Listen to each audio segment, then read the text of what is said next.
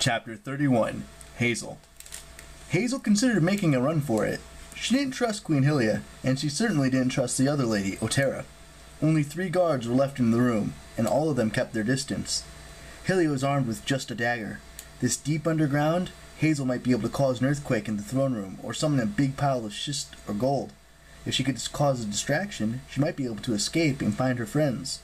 Unfortunately, she'd seen the Amazons fight.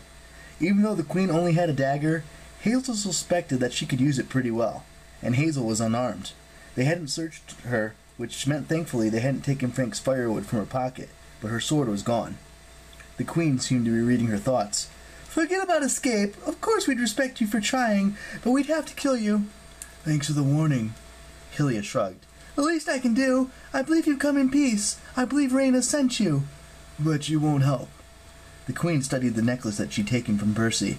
"It's complicated," she said. "Amazons have always had a rocky relationship with other demigods, especially male demigods. We fought for King Priam in the Trojan War, but Achilles killed our queen, Penthea. Years before that, Hercules stole Queen Hippolyta's belt. This belt I'm wearing. It took us centuries to recover it. Long before that, at the very beginning of the Amazon nation, a hero named Bellerophon killed our first queen, Otera." "You mean the lady who just left?" "Yes, Otera, our first queen, daughter of Ares." "Mars?" Hylia made a sour face. "No, definitely Ares. Otera lived long before Rome, in a time when all demigods are Greek. Unfortunately, some of our warriors still prefer the old ways. Children of Ares, they're always the worst." "The old ways?"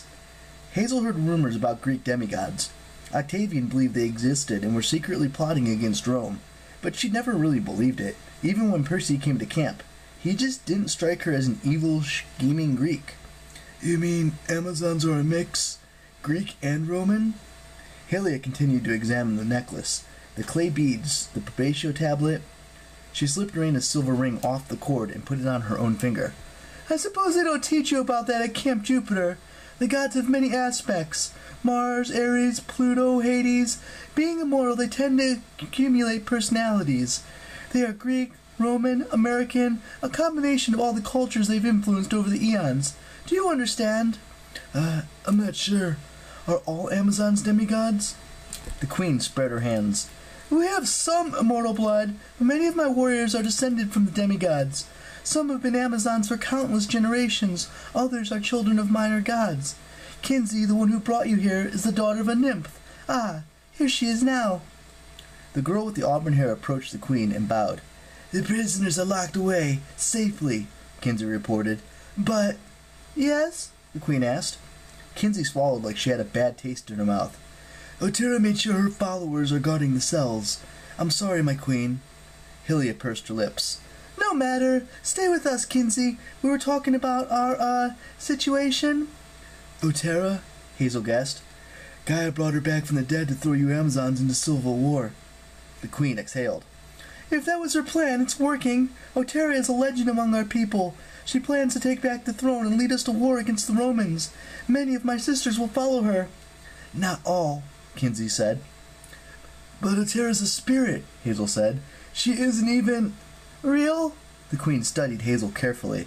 "I worked with the sorcerer Circe for many years. I know a returned soul when I see one.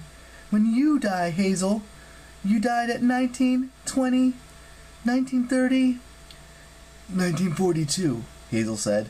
"But I wasn't set back by Gaia. I came back to stop her. This is my second chance." "Your second chance?" Hylia gazed at the rows of battle forklifts now empty. "I know about second chances. That boy, Percy Jackson, he destroyed my old life. You wouldn't have recognized me back then. I wore dresses and makeup. I was a glorified secretary and a cursed Barbie doll."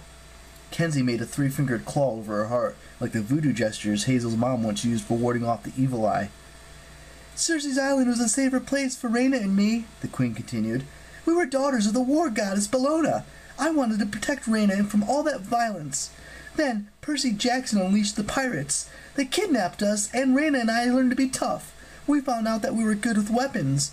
For the past 4 years, I've wanted to kill Percy Jackson for what he made us endure." "But Reyna became praetor at Camp Jupiter," Hazel said. "You became the queen of the Amazons. Maybe this was your destiny."